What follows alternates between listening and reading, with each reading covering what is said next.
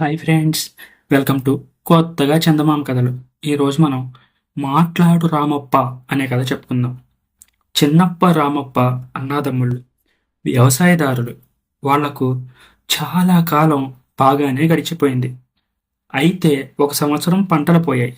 దీని ఫలితంగా దేశంలో గొప్ప కరువు పట్టి ప్రజలు కటకటలాడిపోసాగారు. పెద్ద పెద్ద ధనవంతులకే దిక్కు లేకపోయిందంటే ఇక చిన్న సంసారులైన చిన్నప్ప సోదరుల మాట చెప్పేదేముంది. చివరికి వాళ్ళు అటుకుల గింజలు తిని కాలక్షేపం చేయవలసిన స్థితికి వచ్చారు. ఇలా ఉండగా ఒక రోజున ముసాబు పట్టింది. వాళ్ళు అటుకులు తెచ్చుకొని ఆరగిస్తూ ఉన్న సమయాన ఎదురింటి అరుగు మీద ఒక రామచిలుక కనిపించింది. అది వానకు తడిసి చలితో వణికిపోతుంది.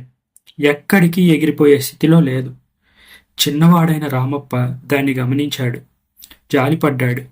అన్న అనుజ్ఞ తీసుకుని ఆ చిలకను చేతపట్టుకుని వచ్చాడు. ఎండిన ఆకులు తెచ్చి మంట వేసి దాని శరీరమంతా వెచ్చగా చేశాడు. దానికి చలిబాధ కాస్త తగ్గడం చూసి తన వంతు అటుకు గింజల్లో కొన్ని చిలక ముందర చల్లాడు. రామప్ప చేసిన సేవ వల్ల రామచిలకకు చలి పోవడమే కాదు, ఆకలి కూడా తీరే ఒంట్లో జవసత్వాలు చేరుకున్నాయి. తేరుకొని స్థిమితపడిన తరువాత ఆ రామచిలుక, రామప్ప, నీకేం కావాలి రామప్ప అంటూ మానవ భాషలో అడిగింది. దీనికి రామప్ప ఆశ్చర్యపోయాడు. ఆ వింత చూసి బయట కూర్చున్న చిన్నప్ప లోపలికి వచ్చాడు.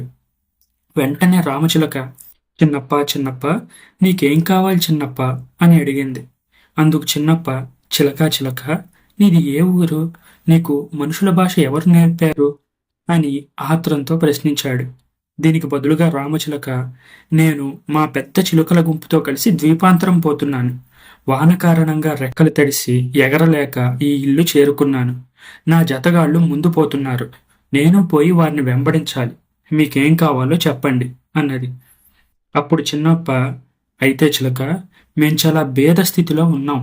మా పేదరికాన్ని నువ్వు పోగొట్టగలవా అని అడిగాడు. అందుకు రామచిలక, అయ్యో దాందేముంది, నేను ద్వీపాంతరం నుంచి మళ్ళీ 6 నెలల్లో వస్తాను. అప్పుడు నీకొక వెండి ఆకు తెచ్చిపెడతాను. అది భద్రంగా ఉంచుకుంటే నీ ఇంట ఎప్పుడూ ధనం ఓలలాడుతుంది అని చెప్పింది. సరే అన్నాడు చిన్నప్ప. తర్వాత రామచిలక, రామప్ప రామప్ప, నీకేం కావాలి రామప్ప అని చిన్నవాణ్ణి అడిగింది. అందుకు రామప్ప, చిలక చిలక, నాకు ఎల్లప్పుడూ మనసు ప్రశాంతంగా ఉండేట్టు చేయగలవా అని అడిగాడు. అందుకు చిలక, దానిదేముంది, నేను ద్వీపాంతరం నుంచి వచ్చేటప్పుడు ఒక రంగు ఆకు తెచ్చి ఇస్తాను. దాని పసరు నీ రుమాలు మీద చల్లి తల మీద పెట్టుకున్నావంటే అది అలా ఉన్నంతసేపు నీకు మనసు హాయిగా ఉంటుంది. నీ ముఖం చిరునవ్వుతో కలకలలాడుతుంది అని చెప్పింది. చిలుక ద్వీపాంతరం వెళ్ళింది. 6 నెలలు గడిచాయి. మళ్ళీ తిరిగి వచ్చింది రామచిలుక. దాని నోట్లో 2 ఆకులున్నాయి. ఒకటి వెండి ఆకు, రెండవది రంగు ఆకు. చిలక తెచ్చిన 2 ఆకులలో వెండి ఆకు చిన్నప్పకు, రంగు ఆకు రామప్పకు ఇచ్చి, మరి నేను ఇక వెళ్తానంది. ఉండు ఉండు రామచిలక, మా ఇంట భోజనం చేసి మరీ పోదు గాని అన్నారు అన్నదమ్ములు. అందుకు చిలక, ఇప్పుడు కాదు, మరొకసారి వస్తాను. మా జట్టు ముందు పోతుంది. నేను వెళ్ళి వారిని అందుకోవాలి అని తొందరపడింది. అప్పుడు రామప్ప, పోని ఇవైనా తీసుకుని వెళ్ళు అంటూ తన వద్దనున్న అటుకు గింజలు కొన్ని చిలకకు ఇచ్చాడు. అవి తీసుకుని రామచిలక ఎగిరిపోయింది. చిన్నప్ప తన ఆకు పట్టుకు వెళ్ళి ఊళ్ళో కంసాలికి ఇచ్చాడు. అతను ఆ ఆకు పరీక్ష చేసి, ఇది వెండి ఆకు, నీకెలా దొరికింది అని అడిగాడు. ద్వీపాంతరం నుంచి చిలక తెచ్చిన వృత్తాంతమంతా చిన్నప్ప పూసగుచ్చినట్లు చెప్పేశాడు. ఈ వర్తమానం ఆ నోట ఈ నోట పాగిపోయి గ్రామాధికారి అయిన హనుమాన్ చెవుల్లో పడింది. ఆయన చిన్నప్పను పిలిపించాడు, ఆరా తీశాడు. హనుమానికి సంగాతి అంతా వెల్లడిచ్చాడు చిన్నప్ప. అంతటితో ఊరుకోకుండా, మా తమ్ముడు రామప్ప వట్టి మూర్ఖుడు. చిలక కోరుకోమన్నప్పుడు ఉత్త రంగు ఆకు మాత్రమే కావాలన్నాడు అని కూడా చెప్పాడు. గ్రామాధికారి రామప్పను పిలిపించి అతని వద్ద ఉన్న రంగు ఆకు చూశాడు. రామప్ప మొహం మీద చిరునవ్వు కనిపిస్తూ ఉంది. సరే అనుకున్నారు నలుగురు. అప్పుడు హనుమాను ధనవంతుడైన చిన్నప్పను చేరపిలిచి లాలించి, నా ఒక్కగానొక కూతుర్నిచ్చి నీకు వైభవంగా పెళ్లి చేస్తాను. నా తరువాత నా ఆస్తి అంతా నువ్వే తీసుకో. కానీ మూర్ఖుడైన నీ తమ్ముడితో మాత్రం ఎటువంటి సంబంధం నువ్వు పెట్టుకోకూడదు అని చిన్నప్పకు హితవు చెప్పాడు. అప్పుడు చిన్నప్పకు చెప్పలేని సంతోషం పుట్టుకు వచ్చింది. గ్రామాధికారికి అల్లుడయ్యాడు. తాతల నాటి పూరిళ్ళు తమ్ముడికి ఇచ్చేసి తను మామగారి భవనంలోనే నివాసం ఏర్పరచుకున్నాడు. మామగారు ముసలివాడవుతున్న కొద్దీ పొలాలు చూసుకునే పని అంతా చిన్నప్ప పాలపడింది. అయితే చిన్నప్ప వ్యవసాయంలో ఆరితేరినవాడు గనుక పాడి పంట వృద్ధి చేశాడు. ఇల్లు ధనలక్ష్మితోనూ ధాన్యలక్ష్మితోనూ కలకల్లాడసాగింది. ఐశ్వర్యంతో పాటు చిన్నప్పకి గ్రామంలో గౌరవం కూడా ఎక్కువైంది. అక్కడ రామప్ప సంగతి ఎలా ఉందంటే, పాపం పూర్వులు వదిలిన పూరి గుడిసెలోనే వాడు ఉంటూ వచ్చాడు. చేతిలో ఎర్రానియే కానీ ఏమీ లేకపాయే. ఇక వ్యవసాయం చేసేదేమిటి? రోజల్లా కాయ కష్టం చేసి గింజలు సంపాదించుకోవడం, తీరికప్పుడు పచ్చగడ్డి చెక్కుకొని కట్టెలు కొట్టి తెచ్చి విక్రయించి జీవనం సాగిస్తున్నాడు. అతనికి చింతలేమీ లేవు. సుఖంగా ఉండేవాడు. చిరునవ్వు ఎప్పుడూ మొహం మీద కనిపిస్తూ ఉండేది. అయితే రామప్ప మొహం మీద కనిపించే చిరునవ్వు సామాన్యమైనది కాదు. అది మహిమగలది. రామప్ప ఎక్కడ కనిపిస్తే అక్కడ, ఎక్కడ ఉంటే అక్కడ అతని నోటి వెంట ఒక్క మాట వస్తే చాలు అతని చుట్టూ ఉన్న వారందరికీ కూడా మనసు చాలా హాయిగా ఉండేది.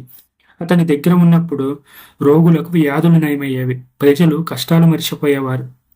ఈ రహస్యం కనిపెట్టిన లోకులు రామప్పను తమ ఇళ్లకు తీసుకుపోయి మాట్లాడు రామప్ప అని బతిమలాడి పలుకరించి మేలు పొందుతూ ఉండేవాళ్ళు. ఇలా ఉండగా పట్టపరాజు గారి పుట్టినరోజు వచ్చింది. ఆ రోజున తమ కింది గ్రామాధికారులంతా రావాలని ఉత్తర్వైంది. ఇప్పుడు చిన్నప్ప తనే గ్రామాధికారి అయ్యాడు కదా. చిన్నప్ప చాలా గొప్పగా అలంకరించుకున్నాడు. అతని భార్య 7 వారాల నగలో సింగారించుకుంది. ఈ విధంగా తయారైన చిన్నప్ప అతని భార్య సవారీ బండి ఎక్కి కూర్చున్నారు. వాళ్ళ బండి ఒక అడవిలో నుంచి వెళ్తుంది. దారిలో ఒక దొంగల గుంపు నాయకుడు ముసలివాడి వేషంలో అక్కడికి వచ్చి జ్యోతిష్యుడిలాగా నటించాడు. వాడు అడిగే ప్రశ్నలకు చెప్పే జవాబులకు చిన్నప్ప భరితుడయ్యాడు. స్వామి, మీ వద్ద నస్యం ఉంటే వేయించండి అంటూ చెయ్యి చాచాడు వాడు. గొప్ప కొద్దీ చిన్నప్ప వెండికట్లు వేసిన నస్యం డబ్బా తీసి వృద్ధుడి చేతిలో వేశాడు. వృద్ధుడు చిన్నప్పను దీవిస్తూ ఒక చిటికెడు పొడి పీల్చి 2 తుమ్ములు తుమ్మాడు. అప్పుడు వెనక దాగి ఉన్న 4 దొంగలు ముందుకు వచ్చారు. చిన్నప్పకు అతని భార్యకు భయం వేసింది. ముసలివాడు ఏమీ తెలియని వాళ్ళలాగా దిక్కులు చూస్తున్నాడు. ఇంతలో నలుమూలల నుంచి దొంగలు బిలబిలమంటూ వచ్చి చుట్టేసి నగా నట్ర లొడ్డూలసుకు అప్పచెప్తారా లేదా అంటూ తలతల మెరిసే కత్తులు జలిపించారు. చేసేది లేక చిన్నప్ప తమ వద్దనున్నదంతా దొంగల పాలు చేసి కట్టుబట్టలతో ఒక పల్లె చేరుకొని పేదరాశి పెద్దమ్మ ఇంట్లో దిగాడు. ఇదిలా ఉండగా ఆ దేశపు రాజుకు ఒక్కరితే కూతురు. ఆమెకు తగిన అల్లుడి కోసం చారులను అన్ని దిక్కులకు పంపించాడు రాజు. కానీ లాభం లేకపోయింది. అందువల్ల రాజు రాణి విచారగ్రస్తులై ఉన్నారు. ఈ సమయంలో ఫలానా రామప్ప ఎవరికైనా విచారం పోగొట్టగలడని రాణిగారితో ఎవరో చెప్పారు. వెంటనే అతన్ని పిలిపించమని రాజాజ్ఞ జారీ చేశారు. రాజాజ్ఞ మితిమీరలేక రామప్ప నడుముకు ఒక తెల్లటి వస్త్రం కట్టి పైన ఒక తుండుగుడ్డ వేసుకుని తలకు రంగు ఆకు రుమాల చుట్టుకొని కర్ర చేత్తో పట్టుకుని రాజమహల్కు చేరుకున్నాడు. చేరుకునేసరికి రాజమహల్లో దర్బారు అతివైభవంగా నడుస్తుంది. రామప్ప వెళ్ళి రాజదర్శనం చేసుకున్నాడు. రామప్ప నవ్వు ముఖం చూడగానే రాజుకు కూడా సంతోషం వేసింది. నువ్వు రేపురా మనం మాట్లాడుకుందాం అన్నాడు రాజు. రామప్పకు ఒక ప్రత్యేకమైన గది కేటాయించారు. మార్గాయాసం చేత రామప్పకు నిద్ర పట్టేసింది. రాజు కోరిక మీద మరొక వారం రోజుల పాటు రామప్ప అక్కడే ఉండిపోవలసి వచ్చింది. ఇంతలో రాజకుమారికి తగిన వరుడు లభించినట్టు వార్త వచ్చింది. అప్పుడు రాజుగారు, రామప్ప, మా అమ్మాయి పెళ్లి చూసుకుని మళ్ళీ వెళ్దు గాని ఉండిపో అన్నారు. కాదనలేక సరే అన్నాడు రామప్ప. రామప్ప ఒకనాడు సాయం చేస్తూ ఉండగా సేవకుడు ఒకడు, ఈ పాడురుమాలు కట్టుకుని వెళ్తే అంతఃపురంలో అందరికీ అవమానం కాదా అని తలచి ఆ రామప్పకు తెలియకుండానే గట్టు మీది ఆ రంగు ఆకు రుమాలు తీసి దాచేశాడు. స్నానం అయ్యాక రామప్ప నా రుమాలు ఏది అని వాడికి అడిగాడు. అందుకు నౌకరు, రాజుగారి దయ నీ పైనుంటే ఆ పాడు రుమాలు ఎందుకయ్యా, అది ఏట్లో కొట్టుకుపోయింది. మహారాజు గారిని అడిగి మంచి రుమాలే తెచ్చుకో అన్నాడు. రామప్ప విచారంతో నగరకు వెళ్ళాడు. ఈ సమయాన నగరులో గందరగోళం నడుస్తుంది. పెళ్లివారు తరలి వస్తుంటే పెళ్లి కొడుక్కి పులి వచ్చి గాయం చేసిందని పరివారం చెదరిపోయారని, తన రుమాలు లేకపోవడం వల్ల రాజుకే ముప్పు వచ్చిందని గ్రహించి రామప్ప విచారంతో మళ్లీ ఏటి కట్టుకుపోయి నిస్పృహతో అక్కడ పడిపోయాడు.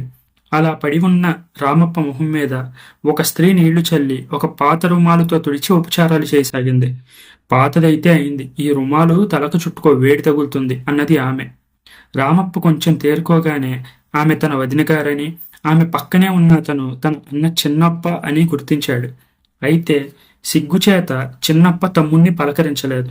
రామప్ప ఆమెను కుశల ప్రశ్నలు వేయగా దారిలో దొంగల వల్ల తమకు పట్టిన గతి అంతా ఆమె చెప్పింది. మాటల సందర్భంలో తనకు రేవుగట్టున ఈ రుమాలు దొరికిన సంగతి కూడా చెప్పింది. రుమాలు తలకు చుట్టుకోవడంతో రామప్ప ముఖం మళ్ళీ వికసించింది. అది తన రంగువాకు రుమాలేనని రామప్ప తలుచుకున్నాడు. అతన్ని అన్నా వదిన సకలం పోగొట్టుకున్నారు. ఆకలి దప్పులతో కన్నులు మూతపడుతున్నవి. అప్పుడు వారిద్దరికీ రామప్ప మంచినీళ్లు తెచ్చిచ్చాడు. వారికి తినడానికి ఏమైనా తీసుకువద్దామని నగరం కేసి బయలుదేరాడు.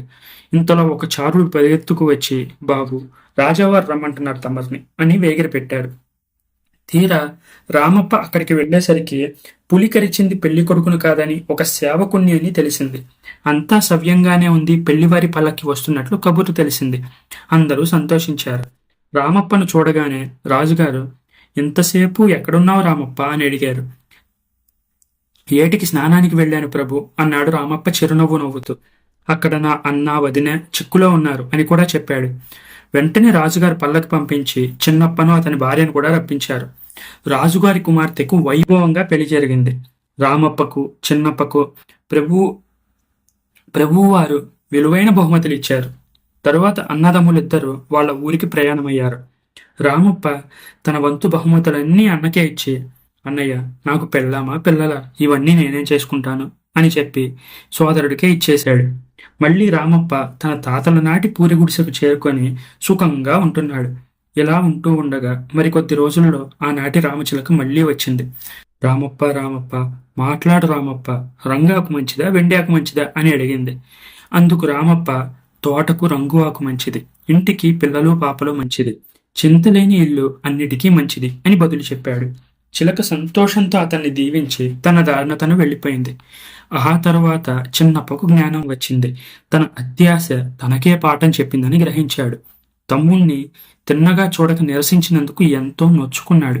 చిలక చెప్పిన మాటల్లో అంతరార్థం గుర్తించి వెంటనే తమ్ముణ్ణి చేరదీసుకుని ఆదరించాడు. అప్పటినుంచి అన్నదమ్ములిద్దరిలో భేదభావాలు, ఎక్కువ తక్కువలు ఈ లోకానికి కనిపించలేదు. అసలు అన్నదమ్ములంటే ఇలా ఉండాలరా అనిపించేలా వాళ్ళు మసులుకున్నారు. ఈ కథ మీకు నచ్చినట్లయితే దీన్ని లైక్ చేయండి, మీ ఫ్రెండ్స్ అందరికీ షేర్ చేయండి. అలాగే మన ఛానల్ని సబ్స్క్రైబ్ చేసుకోవడం మాత్రం అస్సలు మర్చిపోకండి. Thank you friends.